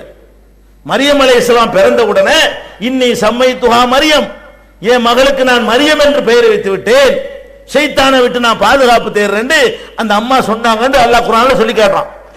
இந்த மரியம் அலைஹிஸ்ஸலாம் பிறக்கக்கூடிய காலத்துல யாரெல்லாம் இருந்த அந்த ஊர்ல பெரிய நபி இருக்கிறார், ஜக்கரியா நபி. அவர் தான் அந்த அம்மாவை கூட இழுத்து வளர்க்கிறார். மரியம் அலைஹிஸ்ஸலாம் பிறந்த உடனே கஃபலஹா ஜக்கரியா, ஜக்கரியா மரியமை பொறுப்பேற்றுக் கொண்டு வளர்த்தார்னா அல்லாஹ் சொல்லி காட்டுகிறான். அவ்வளவு பெரிய ஜக்கரியா நபிட்ட தூக்கிட்டு போய், நபியே நீங்க என் பிள்ளைக்கு பேர் வைங்க சொன்னாங்களா? அப்படி சொல்லல, அவங்க குழந்தைக்கு அவங்க பேர் வச்சுக்கிட்டாங்க. இப்படி புரோகிதத்தை தவிடுபடி ஆக்கக்கூடிய ஒரு மார்க்கத்தில் இருக்கிற நாம குர்ஆனுடைய போதனைகளை கவனிக்காம, அதன் பக்கம் நெருங்காம, குர்ஆனுக்கு எதிரான காரியங்கள் எல்லாம் செய்து கொண்டிருக்கிறோம். இதுக்கெல்லாம் என்ன காரணம் என்று கேட்டால், மார்க்க அறிஞர்கள் யாரெல்லாம் இதை வைத்து பணத்தை சம்பாதிக்கிறார்கள் அவர்கள், யார் இந்த மார்க்கத்தை வைத்து அந்தஸ்தை சம்பாதிக்கிறார்கள் அவர்கள், யார் இந்த மார்க்கத்தை வைத்து செல்வாக்கு சம்பாதிக்கிறார்கள் அவர்கள், நீங்கள் குர்ஆனை வாசிக்க கூடாது என்பதில் மிகுந்த கவனம் எடுக்கிறார்கள். அதற்கு சில வாதங்களை உங்கள் முன்னில் வைக்கிறார்கள். குர்ஆனின் பக்கம் நெருங்காதீர்கள் என்பதற்கு உரிய வரட்டு தத்துவங்களை எல்லாம் உங்கள் மத்தியிலே சொல்லிக் கொண்டிருக்கிறார்கள். அந்த வாதங்களை தவிடுபடி ஆக்குவதற்கு தான் தலைப்பு தந்திருக்கிறார்கள். என்ன வாதம்? உலமாக்கள் சொல்வார்கள், பெரியவர்கள் சொல்வார்கள், பல்வேறு இயக்கங்களை நடத்தக்கூடிய தலைவர்கள் சொல்வார்கள், குர்ஆன் எல்லாருக்கும் விளங்காது. உங்கள்ட்ட வைக்கிற வாதம், குர்ஆன் நல்ல விஷயம் தான் சொல்லுது, அது உங்களுக்கு எல்லாம் விளங்காது. எங்களை மாதிரி 7 வருஷம் படித்தவர்களுக்கு தான் விளங்கும். உங்களை மாதிரி ஆட்கள் குர்ஆனை டச் பண்ணீங்கன்னா ஒண்ணு கொடுக்க ஒண்ணு விளங்கிடுவீங்க. உங்களுக்கு விளங்காதுன்னு சொன்ன உடனே என்ன செய்ய மாட்டீங்க? குர்ஆனை வாசிக்க மாட்டீங்க, தமிழ் மொழியில வாசிக்க மாட்டீங்க. ஏதோ அல்ஹம்துலில்லாஹ் ரப்பில் ஆலமீன் ரஹ்மான் இப்படி ஓதி போயிருவீங்க. என்ன சொல்லுதுன்னு கவனிக்கிறீங்க. அம்மாடி கவனிச்சா விளங்காது. சரி, ஏன் இப்ப விளங்காதுன்னு சொல்றீங்க? எந்த ஒரு பாஷையில ஒரு மொழியில இருந்தால் அது விளங்கக்கூடியதா தான் இருக்கும். எது விளங்காதுன்னு சொல்லுவோம்? உலர்னா தான் விளங்காது. எந்த அகராதியிலும் இல்லாம எந்த பாஷையிலும் இல்லாம ஏதாவது ஒருத்தன் உலர்னான்னு வைங்க, இது விளங்காதுன்னு சொன்னா நம்ம அறிவு ஏத்துக்கொள்ளும். ஒரு பாஷையில் அருளப்பட்ட ஒரு விஷயத்தை விளங்கான்னு சொல்ல இயலுமா? குர்ஆனை பற்றி அல்லாஹ் என்ன சொல்றான்னு கேட்டா, பிலிசானின் அரபியின் முபீன், தெளிவான அரபு மொழியில் இது அருளப்பட்டிருக்கிறது. அப்ப ஒரு மொழியில் அது அருள் இருக்கிறேன் என்று அல்லாஹ் சொல்றான், அதுவும் தெளிவான நடையில் அருள் இருக்கிறேன் என்று அல்லாஹ் சொல்கிறான். ஒரு மொழியில் அருளப்பட்ட ஒரு அறிவுரை விளங்காது என்று எப்படி நீங்கள் சொல்வீர்கள்? கேட்டா சொல்லுவாங்க, உங்களுக்கு அரபி மொழி தெரியுமா? அரபி மொழியில் அருளப்பட்டது வாஸ்தவம் தான், அது அரபிகளுக்கு விளங்கும். அரபு மொழியில் அருளப்பட்ட வேதத்தை அரபி மொழி படிக்காத உங்களுக்கு எப்படி விளங்க முடியும்? தலையாட்டிட்டு, ஆமா அஜர்த்தான அரபி தெரியும், நமக்கு தெரியாத. இப்ப நான் கேட்கிறேன், இந்த அஜர்த்துமார்கள் எல்லாம் மதுஹபை ஆதரிக்கக்கூடிய அஜர்த்துமார்களாக இருப்பார்கள். அவங்கள்ட்ட நீங்க கேட்கணும், மதுஹபு கிதாபுகள் எழுதி வச்சுக்கிறீங்களே, சட்டங்கள் எழுதி வச்சுக்கிறீங்களே, இதெல்லாம் அரபு மொழியில் எழுதப்பட்ட நூல்கள் காப்பியா? தமிழ்ல அபு ஹனீஃபா வந்தாரா? அபு ஹனீஃபா இமாம்ங்கிறீங்களே, அவர் தமிழ்நாட்டில் பிறந்து தமிழ்ல புத்தகம் எழுதினாரா? ஷாஃபி இமாம்ங்கிறீங்களே, அவர் தமிழ்நாட்டுக்காரரா? அவருடைய புத்தகங்கள்லாம் தமிழ் எழுதப்பட்டுச்சா? மாலிக் இமாம்ங்கிறீங்களே, அவர் தமிழ்நாட்டுக்காரரா? தமிழ்லாம் புத்தகம் எழுதிட்டு போனாரா? ஹம்பலி இமாம்ங்கிறீங்களே, அவர் தமிழ்நாட்டுக்காரரா? தமிழ்ல தான் புத்தகம் எழுதினாரா? அவர்களுடைய நூல்களும் அரபியில தான் இருந்தது. அதை இவர்கள் மொழிபெயர்த்து தந்து இதை பின்பற்றுங்க விளங்கும்ங்கிறாங்க. அப்ப அபு ஹனீஃபா என்பவர் எழுதிய நூலு, ஷாஃபிங்கிறவர் எழுதிய நூலு, மாலிக் என்பவர் எழுதிய நூலு, ஹம்பல் அஹ்மது இப்னு ஹம்பல் எழுதிய நூல், இதெல்லாம் அரபியில இருந்தாலும் நாங்கள் மொழிபெயர்த்து தருகிற காரணத்தினால் உங்களுக்கு விளங்கும். அதான் தொழுகை ஹனபி புஸ்தகம் போடுறீங்க, தொழுகை ஷாஃபி புஸ்தகம் போடுறீங்க, அஹ்காமுல் முஸ்லிமின் போடுறீங்க, சிம்து சுபியான் போடுறீங்க, இதெல்லாம் விளங்கும்னு சொல்லி போடுறீங்க. அப்ப அரபியில் எழுதப்பட்ட மதுஹபு நூல்களை தமிழில் மொழிபெயர்த்தால் அது விளங்கும் என்றால், அரபியில் அருளப்பட்ட திருக்குர்ஆனை தமிழ்ல மொழிபெயர்த்தால் ஏன் விளங்காது? அப்ப நீங்க என்ன பண்ணணும்? தமிழ்நாட்டுக்கு ஒரு தூதரை எல்லாம் அனுப்பி தமிழ்ல வேதம் தான் நாங்க ஏத்துக்குருவோம், அப்படி சொன்னா பரவாயில்லை. அப்ப நீங்கள் மற்ற தப்லீக் தாலீம் தொகுப்புன்னு படிக்கிறீங்களே, இது தமிழ்ல எழுதினார் ஜக்கரியா மௌலானாங்கிறவரு. நான் கேட்கிறேன், ஜக்கரியா சாஹிப் இருக்கிறாரு, அவர் எழுதினார் தப்லீக் நிசாப்னு சொல்லி, எந்த பாஷையில் எழுதினாரு? உருதுல எழுதினாரு. அது உருதுவில் உள்ளது, உங்களுக்கு விளங்காது, அதை படிக்காதீங்க, மொழிபெயர்த்தாலும் படிக்காதீங்க அப்படி சொல்லுவீங்களா? பள்ளிவாசலுக்கு லேசா படிக்கிறீங்களா? படிக்கிறீங்க. அப்போ ஒரு மனிதன் உருதுவில் எழுதிய நூலா இருந்தாலும் நம்ம பாஷையில் மொழிபெயர்த்தால் விளங்கும் என்று உங்கள் அறிவு ஏத்துக்கிறதா இல்லையா? அப்ப நீங்க என்ன பண்ணிருக்கணும்? தப்லீக் நிசாப் விளங்கான்னு சொன்னா நீ ஒழுங்கா சிந்திக்கிறேன்டா ஒத்துக்கலாம், பாதியாவது ஒழுங்கா சிந்திக்கிறேன்னு ஒத்துக்கலாம். தப்லீக் நிசாப் என்பதை உருதுவில் எழுதினாலும் நம்ம பாஷையில் மொழிபெயர்த்தால் விளங்கும் என்று நீங்கள் நம்புகிறீர்களே, அப்ப அல்லாஹ்வுடைய வேதத்தை நம்ம பாஷையில மொழிபெயர்த்தா விளங்காதா? இது சாதாரண ஒரு விஷயம். அரபு நாட்டில இருந்து விசா வருது, எங்களுக்கு தெரியாத பாஷை தூக்கி போட்டுருவீங்களா நீங்க? சவுதி அரேபியாவில் இருந்து ஒரு 50,000 ரூபாய் சம்பளத்துக்கு ஒரு விசா, நல்ல வேலை, என்ன நமக்கு புரியாத பாஷையில் இருக்குது, அப்படி அர்த்தம் புரியாதுதான். ஒருத்தன் மொழிபெயர்த்து சொன்னால் புரியுமா புரியாதா? எந்த ஒரு பாஷையில் எழுதப்பட்ட நூலாக இருந்தாலும் சரி, அந்த பாஷை தெரியாதவர்களுக்கு விளங்காதுங்கிற ஒரு பொதுவான தத்துவம். அதே நேரத்தில் அதை மொழிபெயர்த்து சொன்னால் விளங்குமே விளங்காதா? நிச்சயமா விளங்கும். இது சின்ன ஒரு மேட்ரு இது. அப்ப குர்ஆன் அரபி மொழியில் அருளப்பட்டிருக்கிறது என்று காரணத்தை சொல்லி அரபு மொழியில உள்ளது உனக்கு எப்படி தெரியும்னு கேட்கிறாங்க. அடே, அரபு மொழியில உள்ளது எனக்கு தெரியாதுப்பா, அரபு மொழி தெரிஞ்சவன் தமிழ்ல சொல்லாத தெரியும், உனக்கு அரபு மொழி தெரியும்ல, அதை மொழிபெயர்த்து சொல்லு என்று கேட்கக்கூடிய நம்மள என்ன பண்ணிட்டாங்க? குர்ஆன் பக்கம் போகாதீங்க, குர்ஆனை படிக்காதீர்கள். தமிழகத்தில் நாங்கள் பார்த்திருக்கிறோம், தப்லீக் கூட்டம் போவாங்க, தப்லீக் ஜமாத், அதுல முடிஞ்சவன தாலீம் தொகுப்புன்னு புஸ்தகத்தை படிப்பாங்க. அதுல 90% குர்ஆனுக்கு மாத்தமான கட்டுக்கதைகள் இருக்கிறது, 90% ஹதீஸ்ல இல்லாத விஷயங்கள் இருக்கிறது, நிறைய பொய்கள் இருக்கிறது. இந்த எந்த அளவுக்கு பொய்? குர்ஆனோடு நேரடியாக மோதுகிற அளவுக்கு எல்லாம் அதுல பொய் இருக்கிறது. அதை போய் படிக்கக்கூடிய அவங்கள்ட்ட போய், ஏங்க இதை படிக்கிறீங்களே, அழகா தொழுகைக்குன்னு மக்களை கூட்டு வர்றீங்க, அந்த மக்களை நல்வழிப்படுத்துவதற்காக குர்ஆனை வாசிக்க கூடாதா? என்னது குர்ஆனை வாசிக்கிறதா? யாருக்கா விளங்குமா குர்ஆனு? யாரு? அப்ப பள்ளிவாசல்ல அல்லாஹ்வுடைய வேதத்தை வாசிக்க கூடாது என்கிறார்கள். நபிகள் நாயகம் ஸல்லல்லாஹு அலைஹி வஸல்லம் உடைய ஹதீஸ்கள் தமிழாக வந்திருக்கிறது, அதை கூட வாசிக்க கூடாதாம். நம்ம காலத்தில் வாழ்ந்த ஜக்கரியா சாஹிப் என்பவர் எழுதி வைத்த உருது நூலை தமிழ்ல மொழிபெயர்த்து அது வழங்கும், அதை வாசிக்கலாம் என்கிற அளவுக்கு இந்த குர்ஆனை விட்டு நம்மளை அப்புறப்படுத்தி கொண்டிருக்கிற காட்சியை பார்க்கிறோம். அதுக்கு சொல்லக்கூடிய ஒரே காரணம் என்ன? அது அரபு மொழியில் அருளப்பட்டிருக்கிறது. நான் கேட்கிறேன், திருமறை குர்ஆன்ல எந்த இடத்துலயாவது இது உங்களுக்கு கஷ்டம், இது உங்களுக்கு சிரமம், இது பண்டிதருக்கு தான் விளங்கும், இது பாமருக்கு தான் அப்படி சொல்லப்பட்டிருக்கிறதா? மூன் பப்ளிகேஷன்ஸ் வெளியீடுகள் இஸ்லாமிய அடிப்படை கல்வி, திருமுறையின் தோற்றுவாய், திருக்குரானில் அறிவியல் சான்றுகள் பாகம் 1, அர்த்தமுள்ள கேள்விகளும் அறிவுபூர்வமான பதில்களும், குர்ஆன் கூறும் ஓரிரை கொள்கை, நபி வழியில் தொழுகை சட்டங்கள், மாமனிதர் நபிகள் நாயகம், குர்ஆன் மட்டும் போதுமா, ஹதீஸ்கள் குர்ஆனுக்கு முரண்படுமா, அழகிய இஸ்லாமிய பெயர்கள், இதுதான் பைபிள், ஜனாசாவின் சட்டங்கள், ஏகத்துவமும் இணை வைப்பும், திருக்குர்ஆனின் அறிவியல் சான்றுகள் பாகம் 2, இஸ்லாம் பெண்கள் உரிமையை பறிக்கிறதா, பிறை ஓர் விளக்கம், இஸ்லாம் ஓர் இனிய மார்க்கம், நபி தோழியர் வரலாறு, குற்றச்சாட்டுகளும் பதில்களும், நோன்பு, இயேசு இறைமகனா, வருமுன் உரைத்த இஸ்லாம், உண்மை தோழர் அபூபக்கர் அலி, பெண்களுக்கான நபி வழி சட்டங்கள், அறிவுச்சுடர் அன்னை ஐசார் அலி, இஸ்லாத்தில் சொர்க்கம் நரகம், நபி தோழர்களும் நமது நிலையும், துவாக்களின் தொகுப்பு, முகைதீன் மௌலிது ஒரு ஆய்வு, குர்ஆனை எளிதில் ஓதிட, நபிகள் நாயகம் பல திருமணம் செய்தது ஏன், யாக்குத்பா ஒரு ஆய்வு, நபி வழியில் நம்ஹஜ், நபி வழியில் குழந்தை வளர்ப்பு, தராவித் தொழுகை ஒரு ஆய்வு, ஜக்காத் ஒரு ஆய்வு, இஸ்லாத்தில் இல்லறம், கியாமத் நாளின் 10 அடையாளங்கள், நபிகளாரின் நற்போதனைகள், மன்னரை வாழ்க்கை,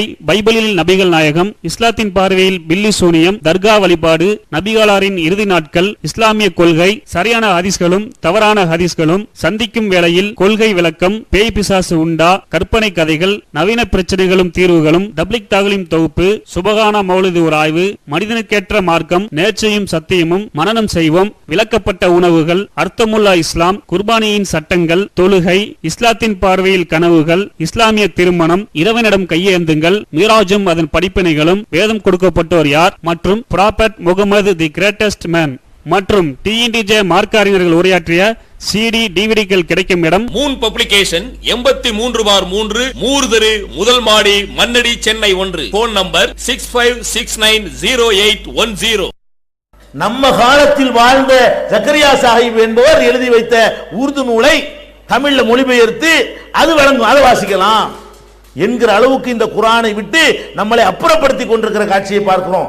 அதுக்கு சொல்லக்கூடிய ஒரே காரணம் என்ன? அது அரபு மொழியில் அருளப்பட்டிருக்கிறது. நான் கேட்கிறேன், திருமறை குர்ஆன்ல எந்த இடத்துலயாவது இது உங்களுக்கு கஷ்டம், இது உங்களுக்கு சிரமம், இது பண்டிதருக்கு தான் விளங்கும், இது பாமருக்கு தான் அப்படி சொல்லப்பட்டிருக்கிறதா? குர்ஆனுடைய தனிச்சிறப்பு அதானங்க. குர்ஆனுடைய தனிச்சிறப்பு என்ன தெரியுமா?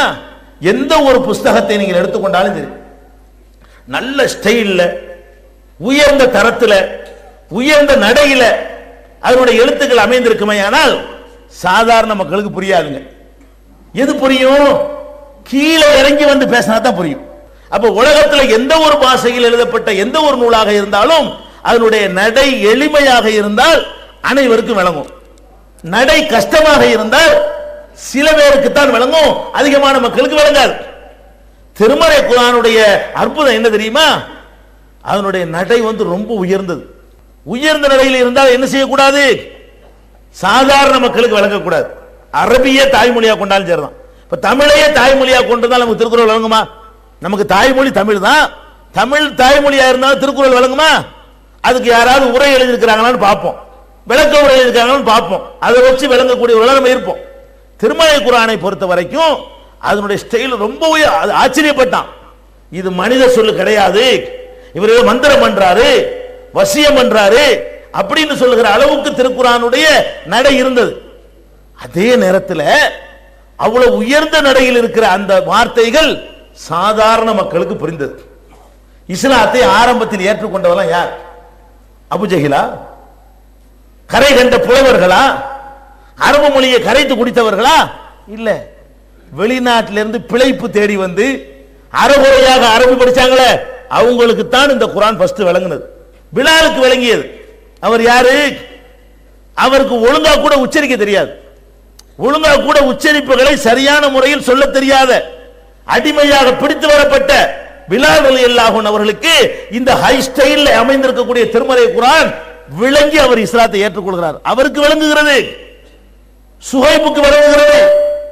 இத்தாலியிலிருந்து ரோமாபுரியிலிருந்து அவர் இங்கே வந்தவர், பிழைப்பு தேடி வந்தவர், பஞ்சம் பொழைக்க வந்தவர். அவர் பெரிய அரபு மொழி வித்தவர் கிடையாது. ஏதோ பேச்சு வழக்கில் சில அரபி வார்த்தைகளை தெரிந்து கொண்டவர். அந்த மாதிரியான மக்களுக்கு எது விளங்குது? அவர் இஸ்லாத்துக்கு வந்தாரா இல்லையா? ஹுபைப் வந்தாரா இல்லையா? சல்மான் பார்சி வந்தாரா இல்லையா? அவர் பாரசீகம் தாய்மொழி பாரசீகமா இருந்தும் கூட அவருக்கு இந்த குர்ஆன் விளங்குகிறது. அப்ப அல்லாஹ் இந்த குர்ஆனை எப்படி அற்புதமா தந்திருக்கிறான்னு கேட்டா ரொம்ப தரத்துல மேல கொண்டு வைக்கிறான். அது அல்லாஹ்வுடைய வார்த்தை நிரூபிக்கிறதுக்காக வேண்டி அந்த உயர்ந்த தரத்தில் இருந்தாலும் சாதாரணமா அறகுறையா கொஞ்சத்துக்கு கொஞ்சம் பேச்சு வழக்கு மாத்திரம் தெரிந்திருக்கிற ஒரு முஸ்லிமுக்கு, ஒரு மனிதனுக்கு விளங்கும். அதனாலதான் பிலால் இஸ்லாத்தை ஏற்றாரு, சல்மான் பார்சி ஏற்றாரு. 7 ஆண்டு காலம் இவங்க மதரசாவில் படிக்கல. அஜர்த்துமார்கள் சொல்றாங்களே, இந்த மாதிரி 7 ஆண்டு காலம் மதரசாவில் படித்து பட்டங்கள் பெற்று அரபு மொழியில கரை கண்டவர்களாக மாறி அதுக்கு பிறகு குர்ஆன் விளங்குனுச்சா? இன்னும் சொல்ல போனா அவங்களுக்கு தான் விளங்காம இருந்துச்சு. யாருக்கு? எவன் அரபு மொழியில கரகண்டு இருந்தானோ, தாருன் நதுவா வைத்திருந்தானோ, அந்த அரபு மொழிக்காக சங்கம் வச்சிருந்தானோ, அரபு சங்கம் வச்சிருந்தானோ, அவனுக்கு விளங்கல. யாருக்கு விளங்குது? நம்மள மாதிரி கொஞ்சம் கொஞ்சம் பேச்சு வழக்கு தமிழ் பேசுறமே, இந்த மாதிரி அரபு மொழி யார் விளங்கி இருந்தார்களோ அவர்களுக்கு அந்த குர்ஆன் விளங்கியது. அவங்க தான் இஸ்லாத்துக்கு வந்தாங்க. ஆரம்ப காலத்தில் ஹிஜ்ரத் செய்த மக்களை எடுத்து பார்த்தீர்களே ஆனால், அபிசினியாவுக்கு போனவங்களை எடுத்துக்கிறங்க, மதீனாவுக்கு போனவங்களை எடுத்துக்கிறங்க. யார் இதெல்லாம்? பண்டிதர்களா? புலவர்களா? அரபு மொழியில் ரொம்ப கரைத்து குடித்தவர்களா? இல்ல, சாதாரண மிகச்சாதாரண ஊழியர்கள், வேலைக்காரர்கள், அடிமைகள், அற்பமான தொழிலை செய்யக்கூடியவர்கள், சாமானியர்கள், பெண்கள். சுமையாவள என்ன பெரிய புலமையா, பெரிய புலவியா அவங்க? பொம்பளை புலமையா அவங்க? இல்ல, சுமையாவுக்கு விளங்குச்சு, அம்மாருக்கு விளங்குது, யாசிருக்கு விளங்குது. இவங்க யாரு? அங்கே இருந்த சாதாரண மிகச் சாதாரண படிப்பறிவு இல்லாத உம்மி சமுதாயம். அல்லாஹ் என்ன சொல்லி காட்டுறான்? பாஸபில் உம்மீன ரசூலன். இந்த திருக்குர்ஆனை பற்றி சொல்லும் பொழுது எழுதவும் வாசிக்கவும் தெரியாத ஒரு சமுதாயத்திற்கு இந்த தூதரை அனுப்புனேங்கிறான். எந்த சமுதாயத்திற்கு அரபியில் கையெழுத்து போட தெரியாதோ, எந்த சமுதாயத்திற்கு அரபியில் எழுத தெரியாதோ, எந்த சமுதாயத்திற்கு அரபியில் எழுதப்பட்டதை வாசிக்க தெரியாதோ, வெறும் பேச மட்டுமே தெரியுமோ, அந்த சமுதாயத்திற்கு தான் முஹம்மது ஸல்லல்லாஹு அலைஹி வஸல்லம் அவர்களை அல்லாஹ் அனுப்பி இந்த குர்ஆனையும் கொடுத்து அந்த குர்ஆன் அவருடைய உள்ளத்தை ஈர்த்து அவர்கள் இஸ்லாத்தில் ஏற்றுக்கொண்ட வரலாறு பார்க்கிறோம். ஃபர்ஸ்ட் நீங்கள் விளங்க வேண்டிய விஷயம் என்னன்னு கேட்டா, குர்ஆன் விளங்குங்கிற ஒத்துக்கிறங்க. குர்ஆன் மாதிரி வேற எதுவும் விளங்காது. இன்னும் சொல்ல போனா அல்லாஹ் சொல்றான், நான் தெளிவா விளக்குறேங்கிறான். பையினாத்தின் மினல் ஹுதா, தெளிவாக விளக்குறேங்கிறான். லிசானின் அரபியின் முபீன்கிறான், தெளிவான அரபு மொழியில இத அருள் இருக்கிறேங்கிறான். ஃபுஸ்ஸிலத் ஆயாத்துஹு, இதனுடைய வசனங்கள் யாவுமே தெளிவாக விளக்கப்பட்டிருக்கிறது என்று அல்லாஹ் சொல்லி காட்டுகிறான். நீங்க என்ன பண்றீங்க? அல்லாஹ் சொல்றான், அடே உனக்கு விளங்குற மாதிரி தந்திருக்கேங்கிறான், புரியும்னு சொல்றான். நீங்க சொல்றீங்க புரியாதுங்கிறீங்க. அப்ப யாருக்கு கோளாறு? இப்ப என்ன விளங்குது? அல்லாஹ்வுக்கு விளக்க தெரியல.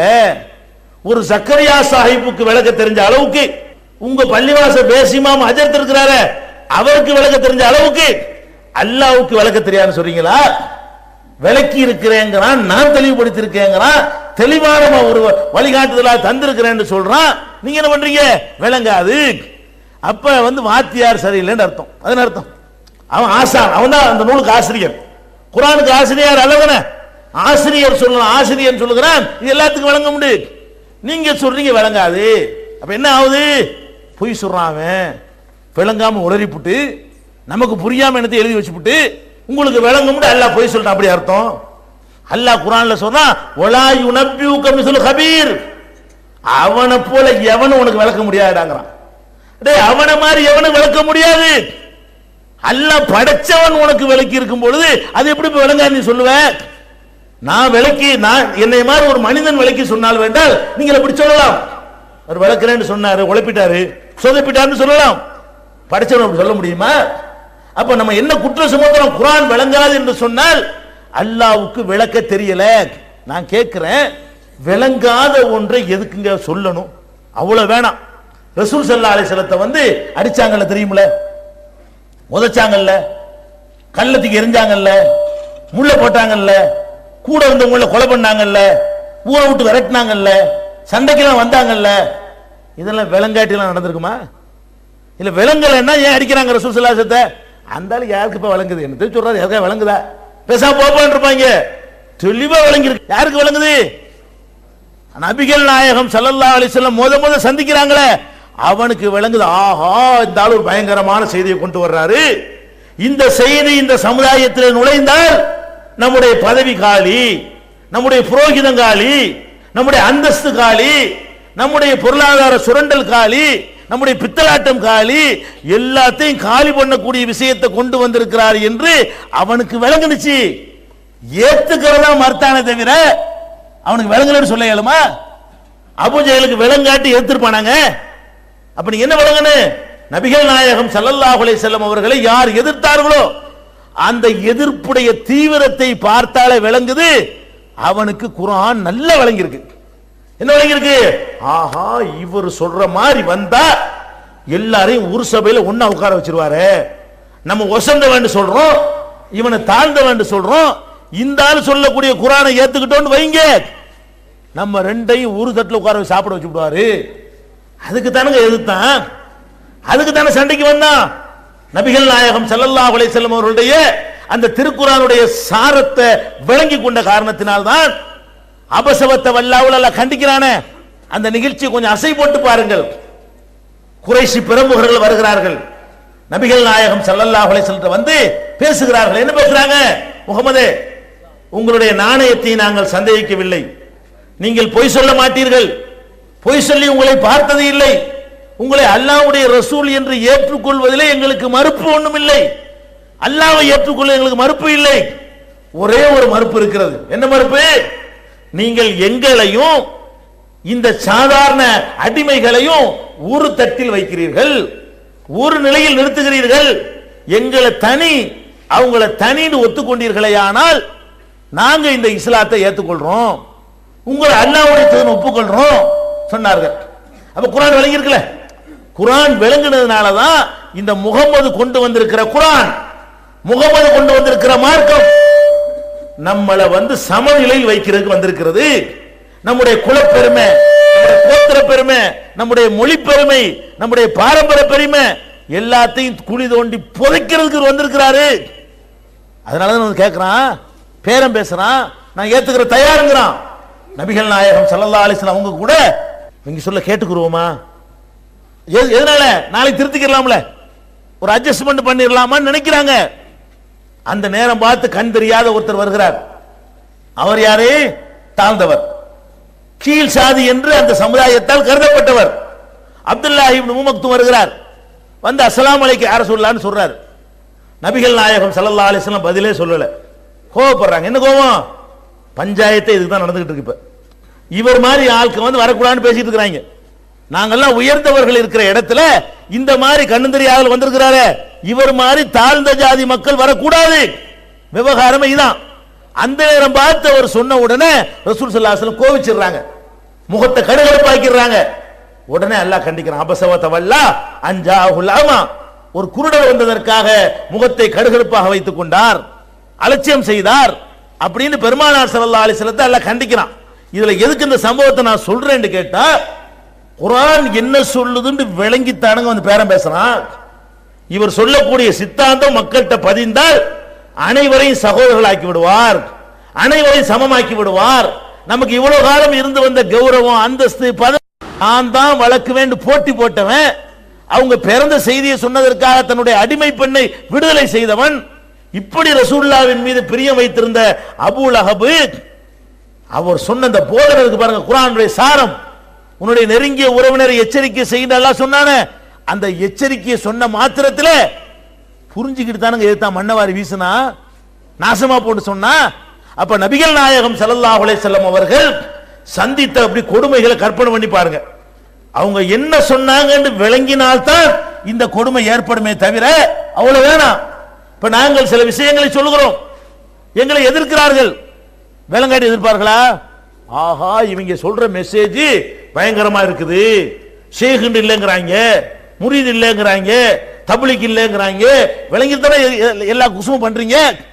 அப்ப நாங்கள் செய்கிற விஷயத்தை விளங்கல என்று சொன்னா எவனோ என்னமோ செஞ்சுட்டு போறான்னு விட்டுருப்பீங்களே. அப்ப விளங்க போய் ஏத்துக்கிறதையே தவிர உங்களுக்கு விளங்குது நாங்க என்னென்ன சொல்றோங்கிறது தெளிவா விளங்குது. அப்ப இதே மாதிரி தான் நபிகள் நாயகம் ஸல்லல்லாஹு அலைஹி வஸல்லம் அவர்கள் அந்த மக்கள் மத்தியில எடுத்து சொன்ன பொழுது வந்த எதிர்ப்புகளை பார்த்தீர்களேயானால் குர்ஆன் அவனுக்கு விளங்குற மாதிரி யாருக்கும் விளங்கல. குர்ஆன் அவனுக்கு புரிஞ்ச மாதிரி, குர்ஆனுடைய உயிரோட்டம் அவனுடைய உள்ளத்துல பதிஞ்ச மாதிரி யாருக்கு விளங்கல? மனசு ஏத்துக்கறல. விளங்குது. நான் கேட்கிறேன், குர்ஆன் விளங்காதுன்னு சொல்றீல்ல, உலமாக்கள்கிட்ட கேட்கிறேன், குர்ஆன் விளங்காது, சரி விளங்காது. நீங்க பயான் பண்றீங்கல்ல பள்ளிவாசல்ல, அப்ப எதுக்கு நீங்க குர்ஆன் ஆயத்தை சொல்லி பயான் பண்றீங்க? ஜகாத்துக்கு மட்டும் குர்ஆன் ஆயத்தா? யார் வசூலுக்கு வர்றாங்களா அதிர்த்து மாறலாம், எதை சொல்லி வசூல் பண்ணுவாங்க? வறுமையை சொல்லி வசூல் பண்ணுவாங்களா? வசூல் பண்ண மாட்டாங்க. அவங்களோட கஷ்டத்தை சொல்லி எனக்கு 2 சட்டை தான் இருக்குது, 3வது சட்டை கிழிஞ்சு போய் இருக்குது, இது சொல்லி வசூல் பண்ணுவாங்களா? கூரை போட்டுருக்கிறேன் உழுவுதுன்னு சொல்லி கேட்பாங்களா உங்கள்கிட்ட? குர்ஆன் ஆயத்தை வாசிப்பா. என்ன ஆயத்து? வாரி வாரி வழங்க சொல்ற ஆயத்து, ஜக்காத்து கொடுக்க சொல்ற ஆயத்து, 1க்கு 10 100 700 கிடைக்கிற ஆயத்து, இதுகளை எல்லாம் பயான்ல சொல்லி பாத்தீர்களா அல்லாஹ் சொல்றான். கலெக்ஷனுடைய ஆயத்தை மட்டும் கரெக்டா விளங்குமா? குர்ஆன் விளங்காதுன்னு சொன்னா உங்க கலெக்ஷனுக்கு உள்ளதுக்கு மட்டும் கரெக்டா அடிக்கிறீங்களே. குர்ஆன் விளங்காட்டி எங்க இதை சொல்றீங்க? 1க்கு 100 தருவாங்கறீங்க, விளங்கி தானே சொல்றீங்க. 1க்கு 700 தருவாங்கறீங்க, விளங்குதுல? இதே மாதிரி விளக்கு எல்லாம் விளங்கும். வசூலுக்கு விளக்குறீல, வசூலுக்கு விளக்குற மாதிரி குர்ஆனை ஒழுங்கா விளக்குனா ஒழுங்கா விளங்கு. உங்களுக்கு விளங்கும்னு நல்லா தெரிஞ்சுக்கிட்டு நீங்க என்ன பண்றீங்க? உங்களுக்கு எதுல லாபம் இருக்கு அதை மட்டும் சொல்றீங்க. இதையெல்லாம் சொன்னா காசு போடுவான், கை மடக்கு தருவான், நம்ம வசூல் பண்ணிட்டு போகலாம். இதான மேட்ரு. அதே மாதிரி இப்ப குர்ஆன் விளங்காதுங்கிறாங்கல்ல, விளங்காதுங்க ஆளு யார் முக்கியமா? தப்லீக் ஜமாத்துல சொல்லுவாங்க. இந்த விளங்காதுங்கிற ஆளுக்கு சொல்லும்போது என்ன செய்வாங்க? தப்லீக் கூப்பிடும் போதே உங்களிலே ஒரு கூட்டம் இருக்கட்டும். அது என்னது? குர்ஆன் இல்லையா? நன்மையை ஏவி தீமையை தடுக்கிற ஒரு கூட்டம் இருக்கட்டும். இது என்னங்கிற? இது குர்ஆன் தானே? விளங்கி தானே சொல்றீங்க? விளங்குது. உங்க இயக்கத்துக்கு ஆள் பிடிக்கிறதுக்குள்ள வசனங்கள் கரெக்டா விளங்குது. நன்மையை ஏவுகிற கூட்டம் இருக்கட்டும், தீமையை தடுக்கிற கூட்டம் இருக்கட்டும், அவங்க தான் வெற்றி பெற்றவர்கள். பயான்ல கேட்டிருக்கிறீங்கல்ல, இதானே பேசுறீங்க ஜமாத்துல இஜ்திமாக்கள்ல. அப்ப ஏன் அல்லாஹ்வுடைய வசனத்தை சொல்லி உங்களுடைய கட்சிக்கு ஆள் சேர்க்கிறீர்கள்? அல்லாஹ்வுடைய வசனத்தை சொல்லி ஏன் ஆள் திரட்டுகிறீர்கள்? இது உங்களுக்கு அதாவது ஒவ்வொரு இயக்கத்துக்காரனுக்குமே அவனுக்கு சார்ந்த வசனங்கள் மாத்திரம் வழங்குங்க. அரசியல் தான் இஸ்லாம் சொல்றான் பாருங்க, அவனுக்கு எந்த வசனம் மட்டும் வழங்கு? அரசியல் பத்தி சொல்லக்கூடியதா வழங்கும். வசூல் கலெக்ஷன் பண்றாங்கன்னு அவனுக்கு எது வழங்கு? வசூல் ஆயத்து பூரா கரெக்டா அவனுக்கு வழங்கும். அதே மாதிரி இந்த நன்மையை தீமையை தடுக்கிற தப்லீக் ஆளுங்க இருக்காங்களே, இவங்களுக்கு எது வழங்கு? அந்த வசனம் மட்டும் வழங்கும். கள்ள பையத்துன்னு பண்ணி ரகசியமா ஜிஹாது ஏமாத்திட்டு இருக்கிறானே, அவனுக்கு எது வழங்கு? அந்த வசனங்களை மட்டும் அவன் சொல்லுவான். அது மாத்திரம் அவனுக்கு விளங்கும். அல்லாஹ்வுடைய ஆட்சியை அனைத்து துறையிலும் கொண்டு வர போறேன், நாளைக்கு இஸ்லாமிய ஆட்சியை உண்டாக்க போறேன், கனவுலகத்தில் வாழ வைக்கிறானே, அவனுக்கு விளங்கு. எது விளங்கு? அது சம்பந்தமான அப்படி தேர்ந்தெடுத்து வச்சிருப்பா, மொத்தத்தையும் போட்டு பார்த்தா எல்லாம் வழங்கும். அதாவது உனக்கு இது விளங்குது, அவனுக்கு அது விளங்குது, இவனுக்கு இது விளங்கி போயிடுது, எல்லாம் சேர்ந்து உட்கார்ந்து எல்லாம் வழங்கும்ல. அடே விளங்காது சொல்லி கொண்டு உங்களுக்கு வசதியானதை மட்டும் பிரிக்கிறீங்களப்பா, அது என்னது? வசதியான பிரிச்சான சொல்றீங்க. அப்ப நம்ம விளங்குறோம், நல்லா விளங்குது. எல்லாரும் தன்னுடைய சுயநலனுக்கு குர்ஆனை பயன்படுத்துகிறார்கள். நாம சொல்றோம் எல்லாம் விளங்கும். இப்ப அகீமு ஸலாத்துன்னு அல்லாஹ் சொல்றான், தொழுகை நிலைநாட்டுங்கள். இதுக்கு அர்த்தம் அகீமு ஸலாத்தான்னா உங்களுக்கு விளங்காது, படிக்காது, உங்களுக்கு விளங்காது. இப்ப நான் சொல்றேன் தொழுகை நிலைநாட்டுங்கள். என்ன தொழுகை நிலைநாட்டுறதா அப்படி சொல்லுவீங்களா? விளங்குமா விளங்காதா? அடே அகீமு ஸலாத்துன்னு சொல்லும் போது அரபிக்கு விளங்கு, தொழுகை நிலைநாட்டுங்கள் போது தமிழனுக்கு விளங்குமா விளங்காதா? என்ன விளங்காதுங்கிற? ஆத்து ஜகாத்துன்னு எல்லாம் சொல்றான், ஜகாத்து கொடுங்கள். அரபிக்கு அருங்கிறது விளங்கிடும். ஜகாத்து கொடுங்கள் உங்கள்ட்ட சொல்றேன், விளங்குமா விளங்காதா? அல்ஹம்துலில்லாஹி எல்லா புகழும் அல்லாஹ்வுக்கு கேக்குறேன், அல்ஹம்துலில்லாஹின்னு விளங்காது. சரி, நாங்க அரபி படிக்கல. எல்லா புகழும் எல்லாம்டா என்ன, புகழ்டா என்ன, அல்லாஹ்வுக்கு என்னன்னு கேட்பீங்களா? எல்லா புகழும் அல்லாஹ்வுக்கு சொன்னோன்னு தலையாட்டுங்களா இல்லையா?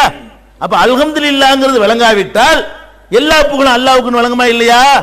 ரப்புல் ஆலமீன் விளங்காவிட்டால் அகிலத்தின் அதிபதினு சொன்னா விளங்குமா விளங்காதா? அளவற்ற ரஹ்மான் விளங்காவிட்டால் அளவற்ற அருளாளன் என்று சொன்னா அளவற்றா என்ன, அருளாளன்டா என்னன்னு கேட்பீங்களா? அப்ப ரஹ்மான் என்பதற்கு ரஹ்மான் என்று சொன்னால் உங்களுக்கு விளங்காம இருக்கலாம். அளவற்ற அருளோடு என்று சொன்னால் வழங்குமா வழங்காதா? ரஹீமுக்கு நிகரற்ற அன்புடைய என்ற வழங்குமா வழங்காதா? மாலிக் யௌமித்தீன் சொன்னா வழங்காம இருக்கலாம், நியாய தீர்ப்பு நாளின் அதிபதி என்று வழங்குமா வழங்காதா? நான் கேட்கிறேன், இன்னொன்னு கேட்கிறேன். இப்ப திருக்குர்ஆனுடைய தமிழாக்கம் 1000 வருஷமா வரல, இப்போ ஒரு 50 வருஷமா திருக்குர்ஆனுடைய தமிழாக்கம் வந்திருக்குது. இந்த தமிழாக்கத்தை விளங்காதுன்னு சொல்றாங்கல்ல, அந்த மதரசாக்களுடைய முன்னுரையோடலாம் வந்திருக்கிறது. இந்த தமிழாக்கம் பண்றாங்கல்ல, இந்த தமிழாக்கத்துக்கு யார் முன்னுரை கொடுக்குறா? வேலூர் பாக்கியாத்து சாலிஹாத்துல இருந்து முன்னுரை வாங்கி ஒரு தமிழாக்கம் வருது. எப்படிப்பா தமிழாக்கம் பண்ணீங்க? விளங்காதுல அது எப்படி மொழிபெயர்த்தீங்க? விற்கிறதுக்கா? குர்ஆனை வித்து வியாபாரம் பண்ணலாம்னா குர்ஆன் விளங்கிடுமா? அப்ப குர்ஆன் விளங்காதுன்னு சொல்கிறீர்கள், அதுக்கு எத்தனை மொழிபெயர்ப்புங்கிறீங்க? 1000 வருஷமா செஞ்சதுக்கு பிராயச்சித்தம் தேடுற மாதிரி மாசத்துக்கு ஒன்று புதுசா வந்துட்டு இருக்கு. இது வரைக்கும் 9-10 மொழிபெயர்ப்பு வந்துருச்சு. இந்த 50 வருஷத்துல திருக்குர்ஆனுடைய தமிழாக்கம் மாத்திரம் ஒரு 10க்கு மேல வந்து விட்டது. 10க்கு மேல உள்ள மொழிபெயர்ப்பு செஞ்ச ஆட்கள்லாம் யாரு? நேற்று வரைக்கும் குர்ஆன் விளங்காதுன்னு சொன்ன ஆட்க, இன்னைக்கு வரைக்கும் அந்த கருத்துல நிக்கக்கூடிய ஆட்க விக்கிறதுக்கு மாத்திரம் குர்ஆன் விளங்குதுங்கிறாங்க. அப்ப முதல் நீங்க விளங்கிக் கொள்ள வேண்டும், குர்ஆன் விளங்காது என்று யார் சொல்கிறார்களோ அவர்களுக்கு ஒரு உள்நோக்கம் இருக்கிறது. நீங்கள் குர்ஆனை விளங்க கூடாது. ஒரே ஒரு ஆளுக்கு விளங்காது, அல்லாஹ் குர்ஆன்ல சொல்லி காட்டுறான். யாருக்கு விளங்காது? வைதா கராத்தல் குர்ஆன ஜஅல்னா பைனக வ பைனல் லதீன லா யூமினூன பில் ஆகிரத்தி ஹிஜாப மஸ்தூரா. முஹம்மதே, நீ குர்ஆனை ஓதக்கூடிய நேரத்திலே உனக்கும் மறுமையை நம்பாமல் இருக்கிறார்களே அவர்களுக்கு மத்தியிலே ஒரு திரையை போட்டு விடுவோம். மறுமையை நம்பாட்டி குர்ஆன் விளங்காது. ஒண்ணே ஒண்ணு அளவு, குர்ஆன் விளங்காது. யாருக்கு விளங்காது? ஆகிரத்தை பற்றி யாருக்கு முழு நம்பிக்கை இல்லையோ, மறுமையின் மீது அசைக்க முடியாத நம்பிக்கை இல்லையோ, அவனுக்குத்தான் குர்ஆன் விளங்காது என்று அல்லாஹ் சொல்கிறான். நீங்கள் யாராச்சும் குர்ஆன் விளங்காது என்று சொன்னீர்களேயானால் உங்களுக்கு மறுமையை பற்றி பயம் இல்லை, அல்லாஹ்வை பற்றி பயம் இல்லை. அல்லாஹ் விளக்கம் தெரியாதவன் மூடன் என்று சொன்னாலும் உங்களுக்கு கவலை இல்லை, குர்ஆன் விளங்காது என்ற அளவுக்கு நீங்கள் இருக்கிறீர்கள் பொருளாயிரும். அதனால முதல்ல விளங்கிக் கொள்ள வேண்டும், மறுமை நம்பிக்கை யார் உள்ளத்தில் இருக்கிறதோ அவர்களுக்கு குர்ஆன் விளங்கும். இன்னும் சொல்ல போனால், நீங்க வாழ்ற அந்த உலகத்தில் பாருங்க, யாருக்கு விளங்கல?